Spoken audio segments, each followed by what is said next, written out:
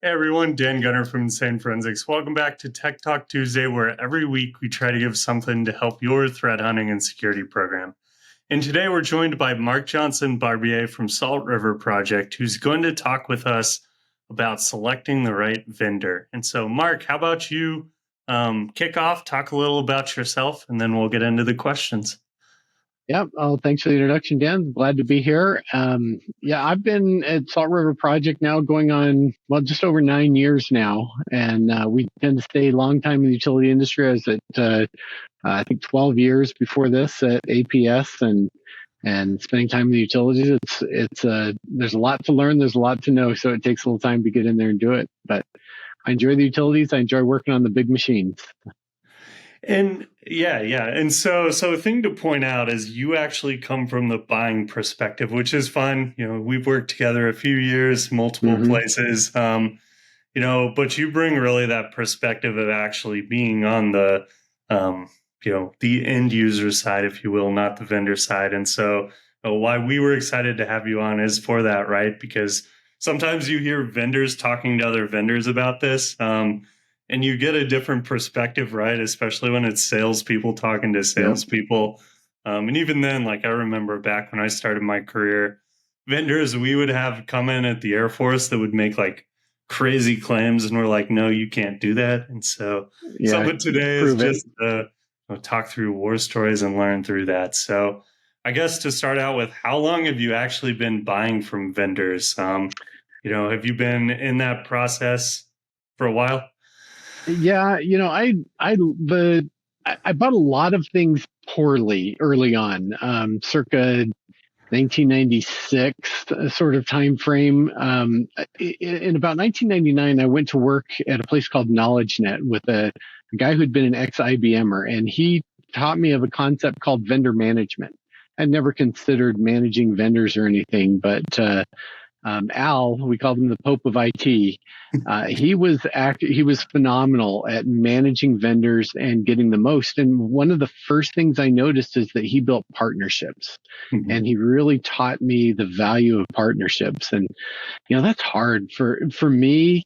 It's one of those, I know people, I have people, I've got my group and that sort of thing. But to try to expand and spend time building that, I never saw the value of it until I learned it from Al, and I've been doing that ever since. He'd learned it at IBM.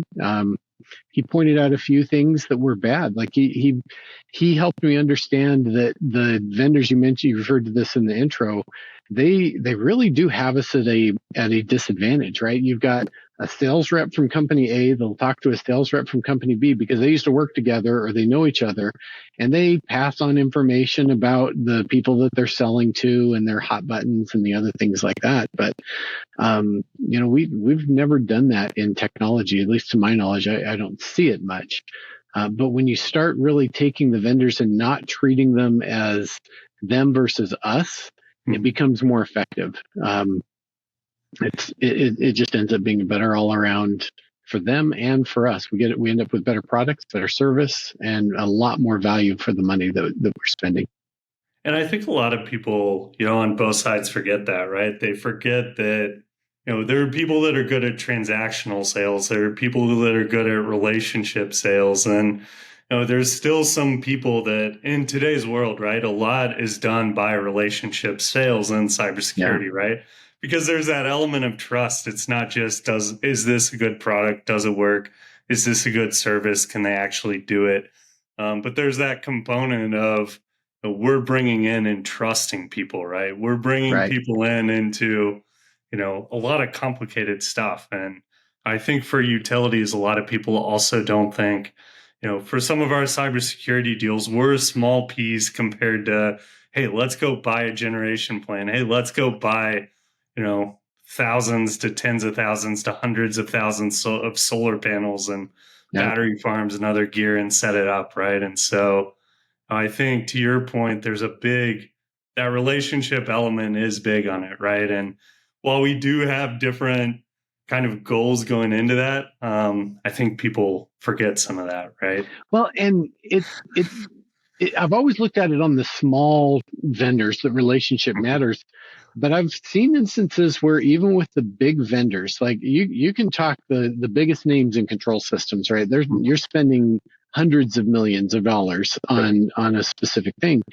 Um, that relationship is still important. When you get in with a salesperson who's really going to help you and that their goal is to make a system that works best and is the most secure and is always running, they're going to connect you to the right people inside of their organizations. And I mean, I've seen that from the biggest control systems that we'll get in, we'll meet people, we'll spend time, and the conversation generally starts instead of hey, how cheap can you get me that thing? Or, compare you versus them, or, you start getting into this adversarial thing. It's more of look, if we're going to be working together for a long time, how do we get the most value? We want to work, we want to be a partner, right? We don't want to get on this, well, I did something you don't like, therefore it's not under warranty. And how can we do these things we like? Where do we need to give? Where do you need to give? That back and forth is just incredibly useful. And it's actually led to, instead of just working with the sales rep, not too long ago, we were at a conference and ended up sitting down on a bus and didn't realize that the CEO of one of the major control system vendors is in the seat right across from us. Right. And we knew him, right? We knew him by name, and he knew us, and he knew some of our problems, and he knew the things about the industry that we were dealing with. And that's very refreshing when you start really understanding that there are people out there who are concerned with safety and reliability and resiliency and cybersecurity, top to bottom in the organization, big groups all the way down into small groups, and up and coming ones, right? Like, and same forensics, right?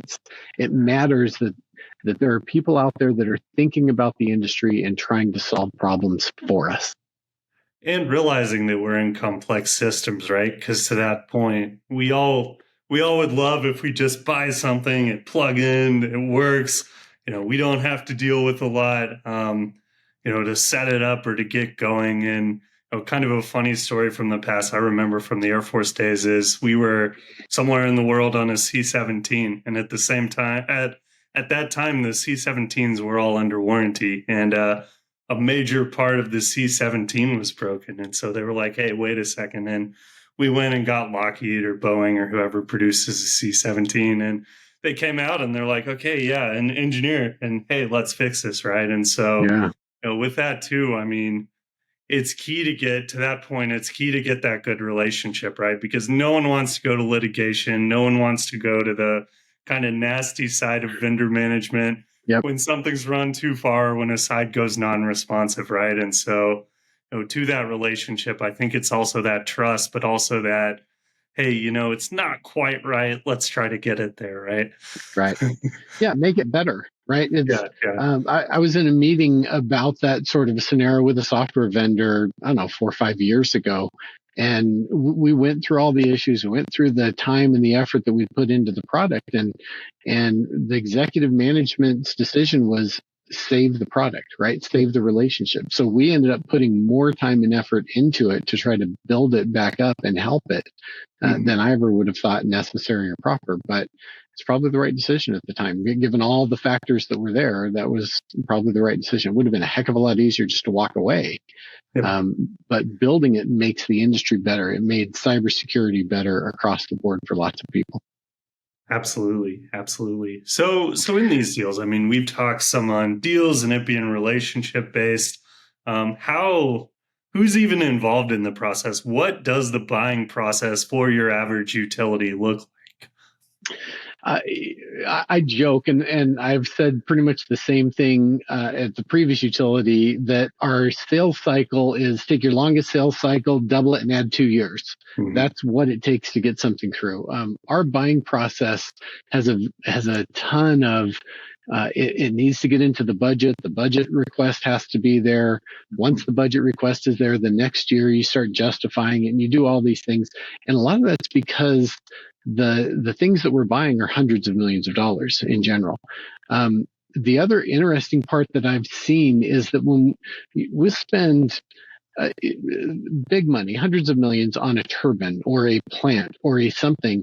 And then somebody will come along and try to nitpick and save dollars and dimes on a computer that Hmm. instead of paying $3,000 for a computer, they want to spend 300 and Hmm. get a 4 gig something that's just not going to work well for a control system. That's the sort of thing that we see in relationships that has saved us time and time again. Hmm. As some of these requests have come through, you'll get line items for a control system that are just huge. But because that relationship and the salespeople know what we want, instead of specifying the least valuable product or the minimum viable product, they'll actually say, well, these people want something that's better. And so we'll spend an extra $1,000 for it or 2,000 or whatever it may be. But when you're spending, tens to hundreds of millions of dollars, it's a drop in the bucket. And it's better to have a system that works top to Hmm. bottom. You don't want that control system failing because of an HMI that's underpowered, and you try to put an agent or a Splunk or some cybersecurity, and you can't Hmm. because it's underpowered, but then the whole system works better. So in the end, they're happier, we're happier, and all of that starts with relationships of them knowing and understanding what we want, and that our goal isn't cybersecurity, right? And I say that um, our goal is to keep the meters turning, right? Our goal is to keep power on at people's homes and the hospitals and the businesses and that sort of thing. That's my job, is to keep the meter turning at every location. My role in that is cybersecurity. And Yep. I think when you build those relationships, you start understanding that that's the important thing. And let me build on that just a little bit. It doesn't specifically get to your question, but build the relationship. Hmm. I think vendor relationships aren't so much as choosing the right vendor as making the right vendor. Hmm. And that's a two party system, right? That's, you both got to be involved in that. You've got to be the right customer and you've got to have the right vendor. And sometimes that just means having a hard conversation with somebody, say, hey, this part isn't working out. What can we do to fix it? Yep. And most of the time, the vendors that I've worked with are more than willing to get involved and solve those problems. And it's challenging, right? Because both sides have to be willing to say, they have to admit fault, right? They have to be willing to say, Yep. okay, yeah, it wasn't quite there. You're right, right? And, to that point, it is that long run, right? Because, for some of your vendors, right, you go out into a substation and some of what gets architected out there, you're architecting for 15-year life cycle, Right. right? When you're putting out a control system, their time is often a lot longer that they're even thinking than most cybersecurity companies today, right? Yep. And it's a challenge too with cybersecurity companies, right? Because if you're venture backed, once you take that VC check, that VC, is going to want their return in 7 to 10 years, right? And Fast. so Yeah. there's also that side of you know, the utility side, to your point, is thinking so much farther out often than even the life cycle of a VC backed, much less a bootstrap company, right? Right. Yeah, I say that very frequently. Most of what we put in place now, the things that we're designing will outlive us. And I Yep. try to remind people that, I try to remind myself as much as anything, that I envision this, that my son might come through and work in this position. What do I want to leave him when he's working? Or not that he'll ever, he may or may not work here, but that's the vision, that when somebody comes along that has to deal with this 20, 30 years from now, what Mhm. do we want to leave them? How do we build this system to make it reliable so that it's still generating power, that it's not overly burdensome and has support issues, and that things are still supportable, and that they work 20, 30 years from now? Yep. Yep. That makes sense. And so with that too, so buying stuff too, a fun area to dig into also is the difference between buying services versus buying product. And so I'll throw a story into there. So we have a customer that if you try to go through their product purchasing pipeline, it can be 2 to 3 years.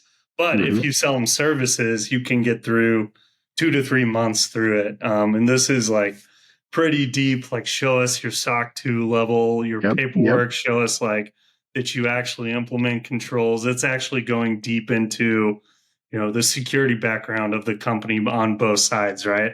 Talk to me a little about that. I mean, how are you seeing kind of that difference in buying services versus buying product, right? Because for us, it's passive network monitoring or common products, right? Versus IR retainers or assessments or other stuff. Where are you seeing the difference in those two on the buying process? A lot of that has to do with the capital of utilities, especially in our space, right? Investor-owned utilities more than us as kind of a quasi-government organization. Capital matters, and a lot of that is because of how the rates have been structured to add those things into the rate base. So when you're talking a product, these companies want to go capital. They want everything to be capitalized because then it can go into the rate base. So there's some accounting details there that make more sense for capitalizing purchases. I differentiate in terms of products and vendors. To me, vendors are strategic, products come and go. And when you're starting to look at what the long term is, and I go into you mentioned substations. So I go into some of our older substations and we've got products there that are 30 years old, right? These are older than the PCs that I worked on, decades ago, literally. They've been around forever. And that sort of product is worth the time to get right. So even if it takes 2 or 3 years, sometimes you just have to explain, hey, this is going to take a while to get it done right.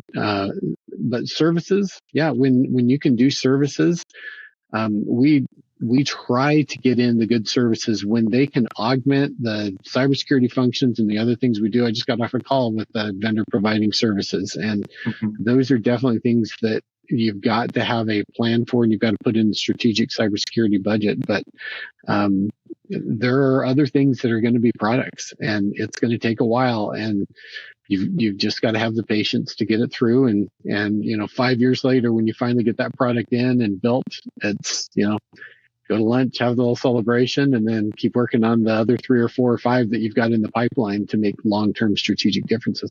But for products, one of the things I look for in a vendor is, do they have a long-term strategy, right? In IT world 20 years ago, a lot of these vendors would come in and say, well, what do you need? We can build it for you. And I noticed during the .com heyday that there were some vendors who were giving me features and products and asking what I wanted and trying to turn around quick cycles. And there were other vendors that they built the strategy. And I'll give a specific example. Palo Alto Networks was one, right? When Palo Alto came in, I didn't know I was looking for application ID in a firewall. I didn't know I was looking for things like wildfire, right? Some of the functions that they have, but it's because they went in and said, this is the direction that we need to take the industry, and we're going to build it. If they'd have listened to me, they'd have got the product wrong, because I didn't know what I needed. And many other vendors did that. And now just about all of them are following. That's the sort of thing that I look for in a vendor. Do they have a technical person or somebody who's not just following along with things and going with the flow, but they're really analyzing it and they understand the differences to the point where if they talk strategy and it's different than what I think the strategy should be, I listen to them more because I'm thinking, am I wrong? Do they have it right? What do they understand that I don't understand? And to me, that strategy, that long-term thing is something that's critical from choosing a vendor. How about vendors now that are doing both product and service, right? So in our space and in OT, right, there are, passive network monitoring, right? You look at a majority of the passive network monitoring companies, they don't have ProServe. One of the biggest vendors in this space does have professional services, and it's been a part of their strategy, right? Even as you go into some of the other companies, right, there's kind of this kind of vendor pull on, is ProServe worth it, right? Or do I just kind of sell another tool, and it ends up being another tool that someone on your end has to use, right? Right. So where do you see kind of the market today on that, on the like, hey, we can do some product and services, and you might use some vendors for other vendors for certain parts of that, right? But where do you see that on the industrial market? I think it's critical. And to your point, if you remember 4 or 5 years ago, I think I know who you're talking about. the concept of mixing product and professional services was kind of a non-starter. Like most of Yeah. the VCs and others were saying, Yeah. don't do that. That's not a good idea. But it turned out to be a good idea. And Mhm. that's the sort of thing that I'm thinking about. And I think the reason that it worked in industrial cybersecurity is that honestly, we don't know. I'm talking customers here in this, we Yeah. don't know what we want, right? Yeah. We don't know how to detect the adversaries. We've got ideas, but we haven't gone in and actually done it and seen it. So I think Mhm. the blending of product with services is not only giving a product and turning it over and, here's Yeah. the car, go learn to drive it yourself, but here's the functionality. And now let me build a process, a Mhm. program around using that technology to go detect adversarial activity in your networks. Yep. That to me is valuable. That's where you add the additional layer of value that Yeah. we don't get. And I've seen poor customers in the utility space that Yep. they want to get that product, they want to plug it in, check the box, and move on to the next thing. And honestly, that's not how it works, right? Yeah. It's an ongoing product. There is nothing I always use the Tom Cruise movies as the example, right? The little movie on the just out in the air and he's mimicking and oh, there's the bad guy. There it is. And, Sandra Bullock, send a spike, to get that bad guy. That's not how it works. Yeah. It's a Yeah. long involved process and the vendor needs to be there to teach us how to use the product and make it better. I see that professional services is kind of that holdover point Mhm. until the company can become self-sufficient. If Yeah. hopefully we can become self-sufficient in it, but Yeah. as adversarial tactics change, and when you recognize that, that's Mhm. where the partnership comes in. And I hope you get a call and say, hey, we've noticed some problems, and here's what you need to do to change your cybersecurity program so that you have better chances of detecting these adversaries. And speaking from the vendor side, I think, something I've learned over the last few years has been, it's a challenge, right? Getting the right talent because you can have great software engineers that are great at writing code.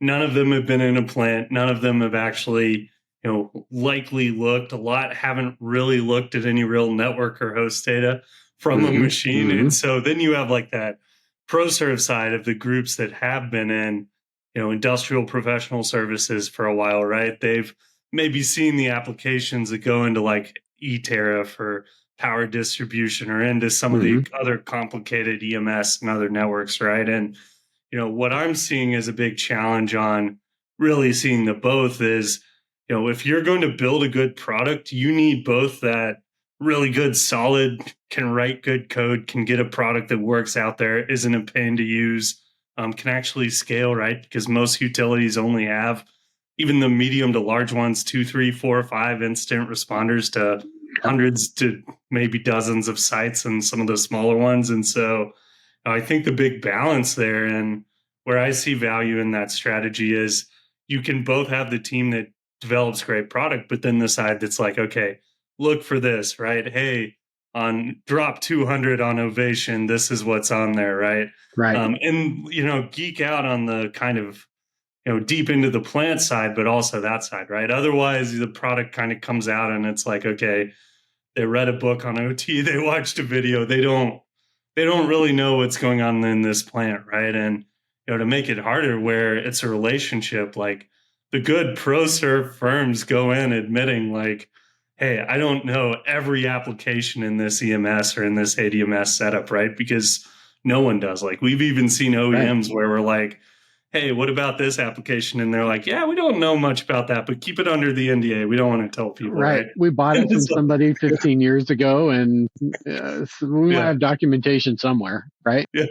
Or we Yeah. bought it, right? Because most OT products have had 3, 4, 5 other brand names as the OEMs bought the other Right. companies.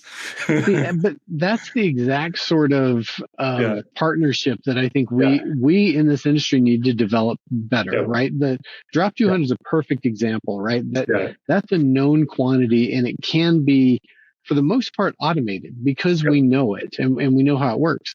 But you put that in one Ovation plant and you automate that part. Yeah. And this plant might have a ProSoft card, and that plant Yep. might have a different PLC for their water, and their wells over there might be Mhm. different. And so in one plant, there's so many differences that you're not going to be able to automate that for every plant. Like you could take in a product and Yep. drop it into a power plant and it'll work great. This one that runs the same ovation system, it may not work as good because they've changed the architecture to be, maybe they use PLCs at that location and the other one, the engineers prefer to use Ethernet link controllers for Yep. bringing in the data, right? An ovation product. So you've got to have some level of human knowledge that gets transferred from the person who knows to the people who are going to be watching it for the next 5, 10, 30 years Yeah. and be able to monitor all of those systems. Some of that just comes with experience, but I learned one from an engineer out of one of our power plants east of the valley. He was looking at a PLC and we're just talking to him over lunch. And by the way, lunch is probably the best time for vendors and engineers, right? You just get them at lunch and talk to them. But we're talking to him and we were asking, how would we monitor these PLCs? And he said, it's kind of easy. You divide out the PLCs. He said, the ones that are out there in the water pond and the wells, he said, the logic on those hasn't changed since commissioning, right? The height of the water, if it's low, turn on the pump to add water. If it's high, turn off the pump, right? It's a pretty simple piece of logic. If that logic were to change, that's probably a pretty significant issue. He is likely not going to change it. And he said, I would want to know in every situation. Those sorts of knowledge, that knowledge is critical. And, you can take it to a point in a product where you automate it, but there's a point where you've got to have the relationship of, the vendor could tell us, here's how we monitor ours. And each vendor, if they just know how to do it and can integrate that monitoring, I think we can make cybersecurity better. But we're not going to have one vendor to deal with. That's part of the issue. Everybody's got their own preferences and just like, any custom thing, a power plant, a utility, any of those are going to have a whole bunch of different vendors to deal with, and you're going to have to build relationships with all of them. Yep. And there are vendors that are good. And, service to service, when you look at the service side, right? Like, taking that knowledge into incident response. So the incident responder doesn't just come in and say, pull that PLC offline, right? Or do something crazy. Hey, just turn off this part of the plant, right? To the point to red teaming, to threat hunting, it's all, to your point on multiple vendors, it's because in the vendor space for industrial, everyone's talent are slightly in different places. And you have to watch with some too, right? The overconfidence of, we're good in this place. And then it's like, ooh, but every time you come on site, there's problems. Yep.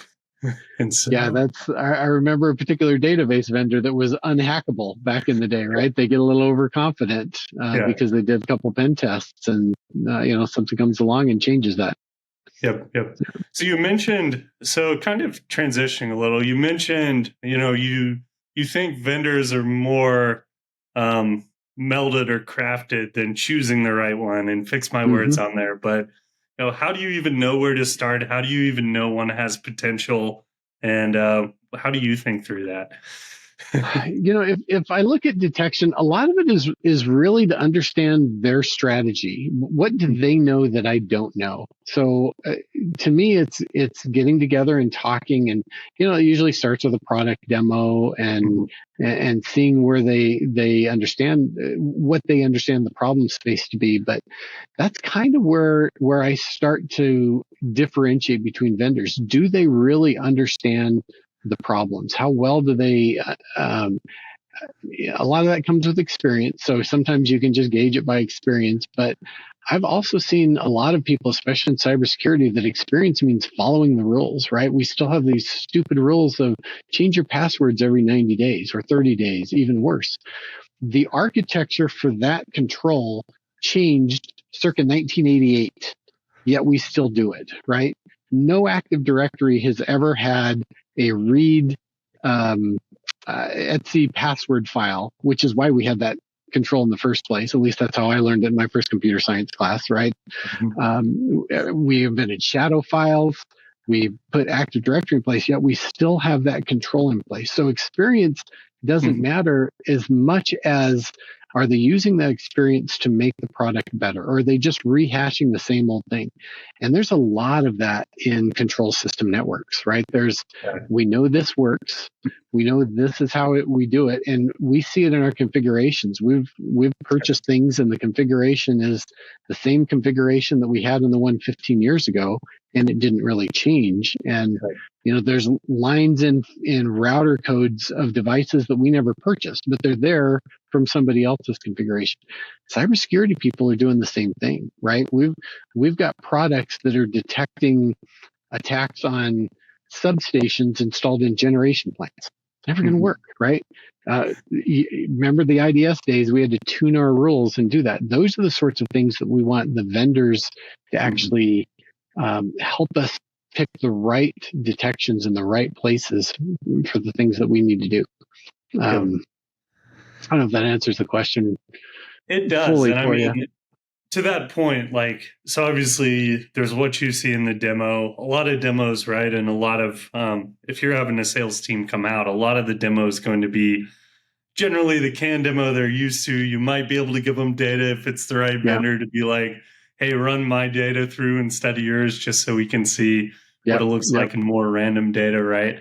And so, I mean, in that process, how are you gauging out? Is this going to be a healthy relationship? Is it some of how you see how they're interacting with you and just how they hold themselves, or their red flags y'all look for there? Definite red. A red flag is somebody who knows everything, right? Yeah. I like vendors who will say, I don't understand that. How's that working? Explain it to me. I've been on calls that we have that, and there's sometimes a person, and I've met maybe two in my life who knows everything and then can back it up. Everybody else who knows everything is probably faking it. So I definitely appreciate the vendors who understand what they do and they say, this is our direction and we're going to go there. They've got a strategy and they're going to help us meet that strategy. I'm trying to figure out the best way to answer. How do I detect somebody? I don't know. I think of Nir Zook, right? Palo Alto is an example I used earlier. Steve Jobs might be another example, right? I didn't know I needed that iPhone until I needed it, right? I didn't know I needed that app ID until I needed it. And then I thought, wow, how can I ever live without it going forward? Those are the sorts of things when there's an innovation that comes from somebody who really understands the control networks better than I do. That to me is something that pushes the needle forward on vendor. It's like, that's where we need to start building these partnerships, right? At what point, too, I guess going to that other thing, say you choose them and down the road, you're kind of managing. So every buying decision, there's political capital involved, right? You have to go up for a budget, right? You have to promise some ROI out of relationship, right? And so for every purchase, there's some political capital being expended, right? When you look at that, right, you can have kind of those good vibes up front. How have you kind of worked through the, dealing with some cost fallacy, dealing with, eventually everyone will eventually right? The 10,000 typewriters, eventually you put 10,000 monkeys at typewriters, eventually they'll write Shakespeare, right? We don't have that long to the point. And so to the point, I mean, on the other side, how do you deal with sunk cost fallacy and being like, hey, let me just cut losses, right? Yeah, it's always hard because nobody wants to say that they've made the wrong decision, right? Nobody wants to actually do it.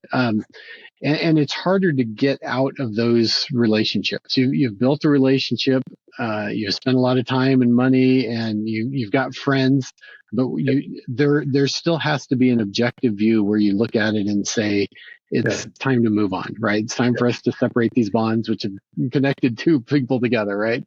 But that's hard. And just like in the Declaration of Independence, it probably isn't something that you should do lightly just because a single product or a single version works. But after a train of usurpations, it might be time. So what we've done when we've had to separate those bonds is that we go in and we build a technical decision. First of all, is it because I'm upset? I've got to get past my emotions and my mentality to say, is it just me wanting to go look at the newer car and the shinier car and get rid of my older faded car?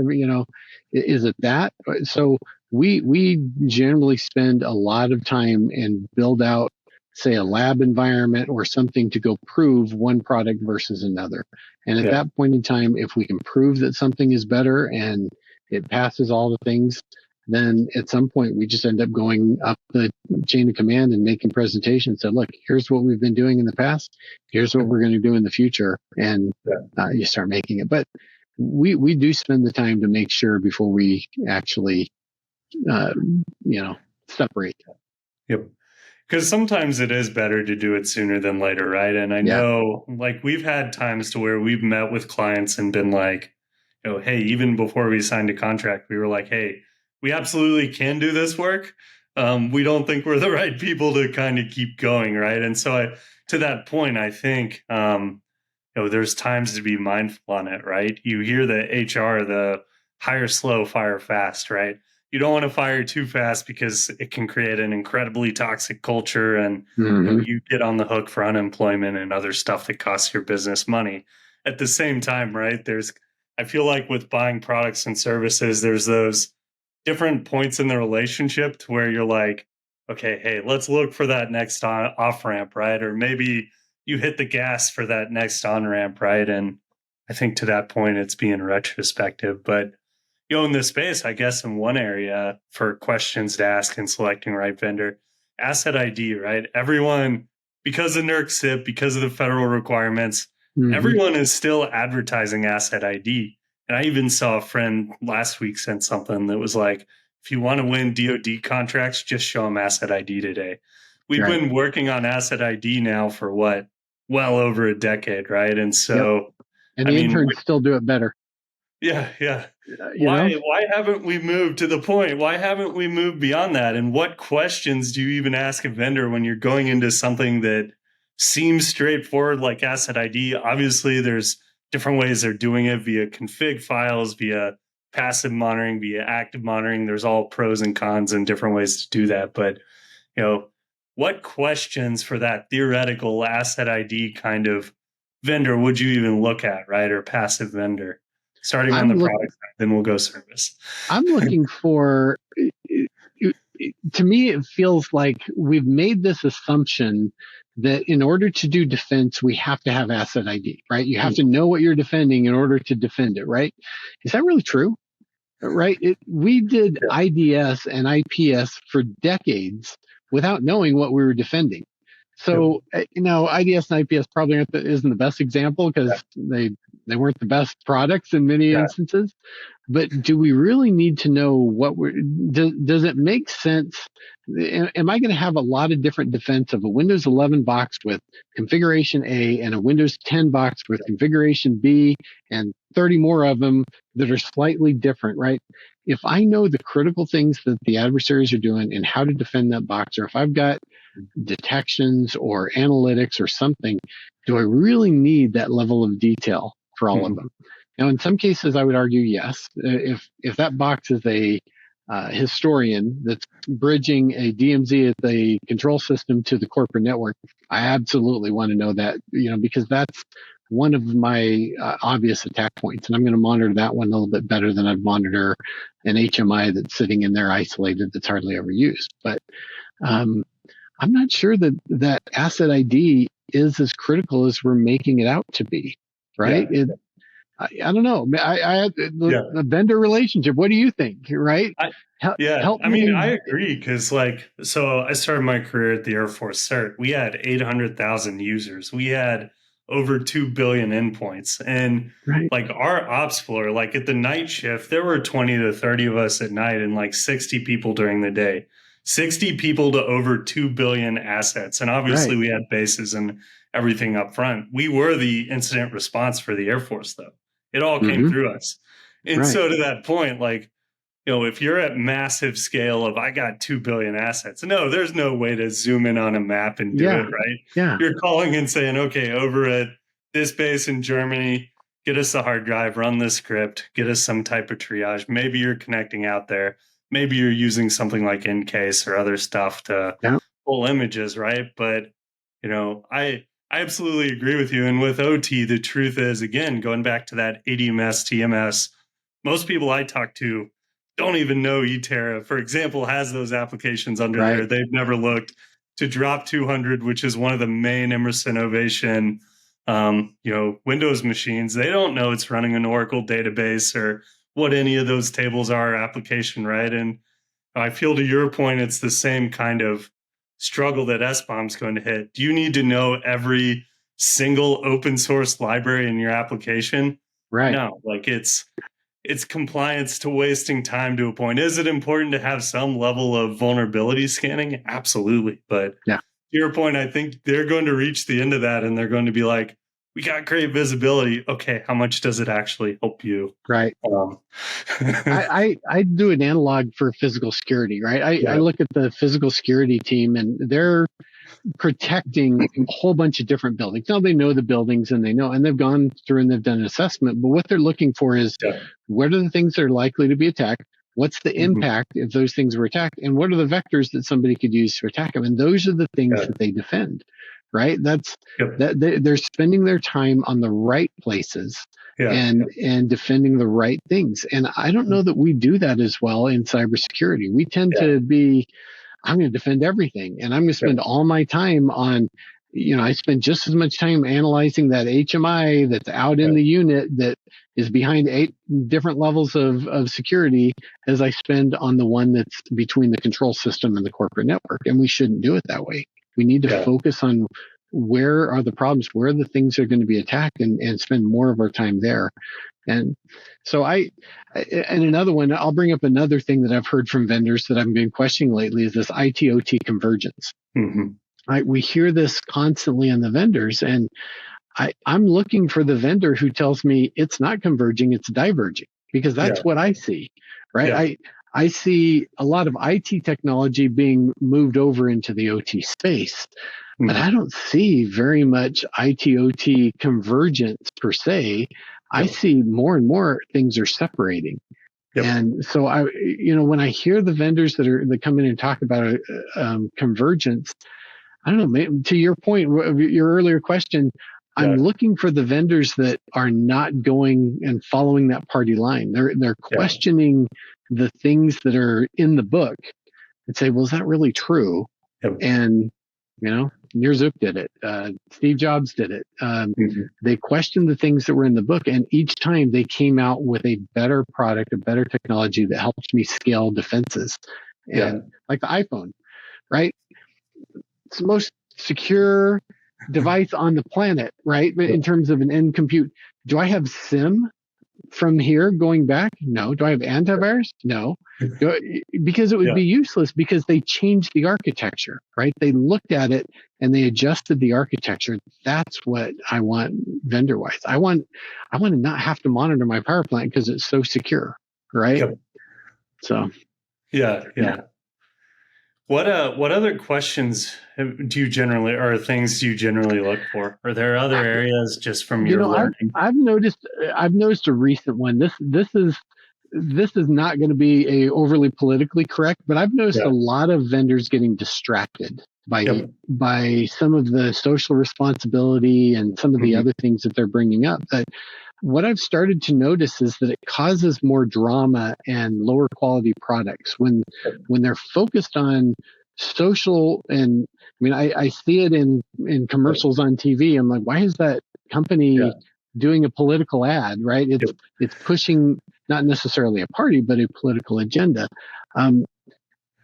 That to me, it's starting to be more and more concerning because I see the vendors as losing focus in the product, right? I don't care what your politics is. I want you to fix this problem or tell me about a problem I don't know about and fix it. And why do I need your product, right? That's what I'm looking for.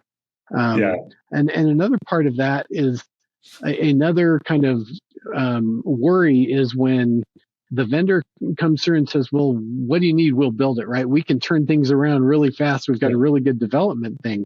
That tells me they don't really have a strategy. They don't understand the problem They're looking for what the problem is. So to me, Yep. that's actually a red flag. There are times and tactical situations where I need it, but if I'm looking for a strategic vendor that's going to be in a substation for 25 to 30 years, that's Yep. not what I'm looking for, right? I'm looking for somebody who knows the problem, has thought it through, developed a solution, and that's the sort of thing that we need to put in for these long-term 10 to 30-year problems. Yep. What do you see? So obviously, I mean, we're on kind of the precipice of a few emerging technologies coming in.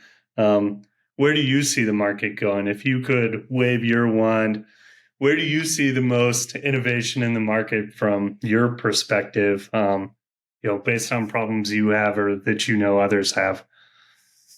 You know, uh, the best innovation tends to be simple. Mm-hmm. That's where I'm seeing it. That I meet some of these the plant resellers that come along, and they're competing with GE. You got small shops that come in and they compete with these big, huge vendors, and they're doing it because they just break things down into very simple terms and solving problems with simple solutions. And that's another thing that I'm looking for across the board is I don't want uh, I'll give you an example. Not too long ago, we were involved in an RFP where we were designing a detection product. It was a committee, right? There were probably 30 or 40 utilities on board. And the paper that got put together was essentially everything you could ever want in a software product and the kitchen sink, and it did your laundry for you, right? It's all of those things together. I don't think that's the right approach. I think it's what is the biggest problem? How can we find a simple way to solve that problem, solve it, then move on to the next one? And that's what I'm looking for in terms of those products. So some of these small vendors that we could go with the bigger vendors, and there are some people who prefer that, right? It's they like the big vendors, but the ones that are coming in that are saying, look, if you just change this, and the other, Yeah. it ends up being better. I'll give you a very specific control that kind of reaches to that. And this is something that I've spoken to with several other people at S4 and other industrial control system events. Back to the password thing, right? Change your password every 30 days. Well, in Windows, if you remove the password, Windows will essentially lock itself down so you can't remotely connect to that thing. And now the computer starts up, logs on, starts your HMI, and can do those things automatically. It might be a more secure system to have no password Yeah. on a Windows system if you configured it right. And for certain, if it's a control system and the screen is on 24/7, that might be a better approach. Those are the sorts of innovations that we're looking for. They completely go against the narrative, right? It goes against this idea that you must have a password. I want the vendors who will go out and fight it and talk to the NERC people and go through and say, this needs to be an exception. We can't just give in to this historical pattern that was invented for a Unix system back in the 80s. And, let's solve the problems by simple, innovative solutions rather than, buy me a Cadillac in the kitchen sink and put in these complicated things. That doesn't scale to a 30-year horizon. We've got to have something that's simple and will last for a long time to be able to keep the power grid flowing 30 years from now. Yep. What do you see? What are some of those simple things? Again, waving that magic wand. Everyone's still trying to crack Asset ID. I talk to a lot, and they're like, everyone's Asset ID still sucks. Sorry to everyone else out there listening. It absolutely does, right? It's what are those next few? I think it's getting over. I think Asset ID, personally, I think the way to solve that is going to be a very simple, let the device send out its information of whatever needs to be, right? It's not passive. I think we're going to have to get to that information. And I think it might be a shared protocol similar to SNMP or something like that, where it says, here is my simple Asset ID protocol. And every device, whether it's Windows or a PLC or a controller or VxWorks, whatever it might be, would send that out and say, here's all the relevant information about Asset ID. And that could be, configuration information. It could be version information. It could be performance information, all of that stuff. I think something like that is where we start getting to with Asset ID.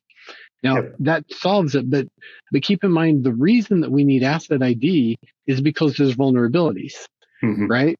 S4, I'm got the S4 shirt on. I was the only person, Megan Sanford, wonderful person, asked a question: would you rather have software features or would you rather have perfect software? Mm-hmm. Right? And she was voting for software features. I was pretty obvious. I was the only one in the crowd to say, I want perfect software, Yeah. because then I don't need the features. I don't need logging. I don't need all of those other things. If I don't have any of that on that phone, right? Because they've put things into jail. They've built the architecture properly so that I don't need all those features.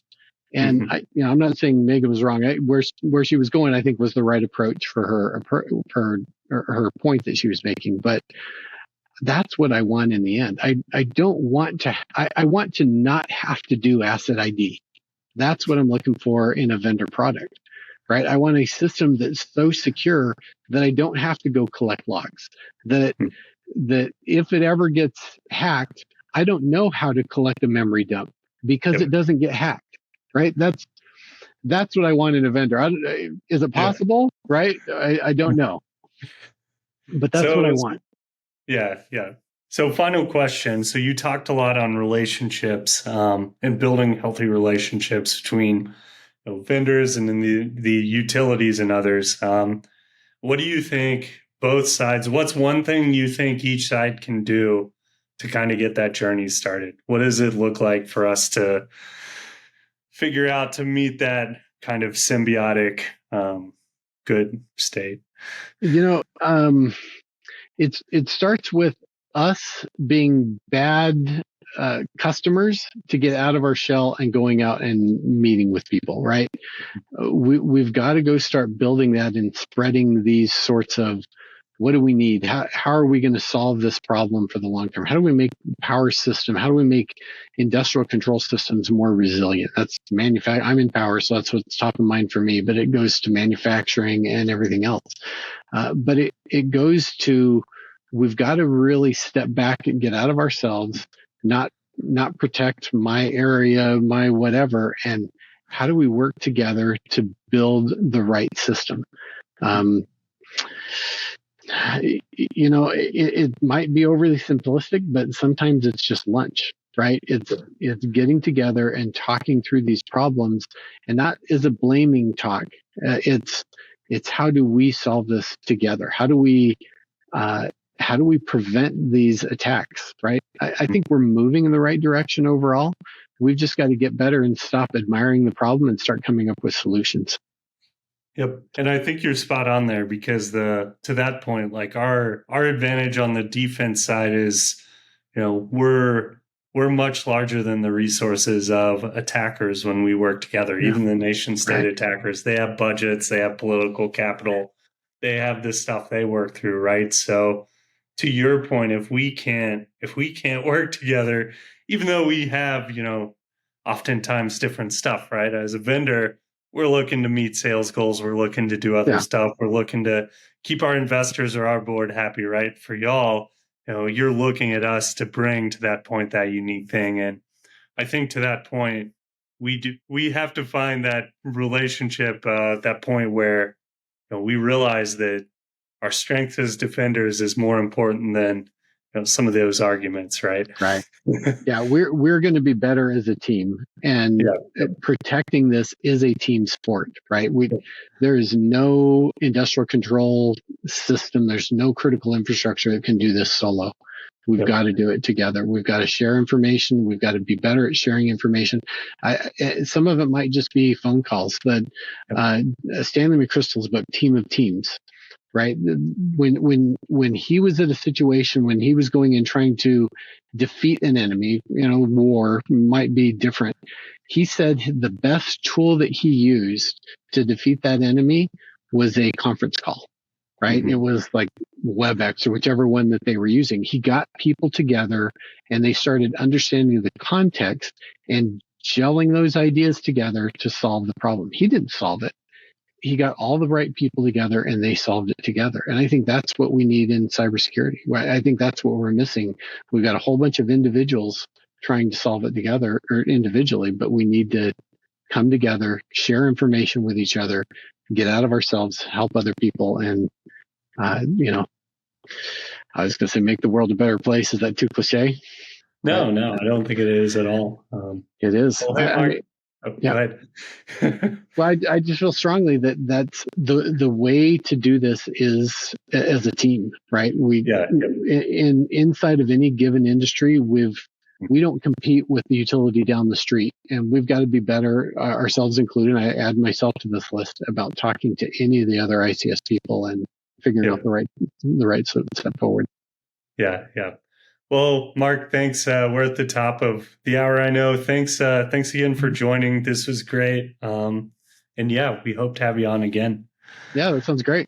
It's good talking to you, Dan. I really appreciate all you do for your company as well as the community in general. You're always there to help, and I can't say enough good things about that. Oh, likewise. Yeah, we have some fun stuff coming up. So we're doing Jurassic Park at S4. We rented out an entire rooftop movie theaters, so we'll be there. We're planning for Black Hat. Some really exciting stuff. Might involve the option of attendees driving excavators and other stuff around the Vegas desert, so stay tuned for that. Oh, that sounds fun. Yeah. As we go into 2024, though, we hope to see, the people watching this. We hope to see you at some of the conference events we have. They're always free. We bring in great speakers. We actually had the White House at one.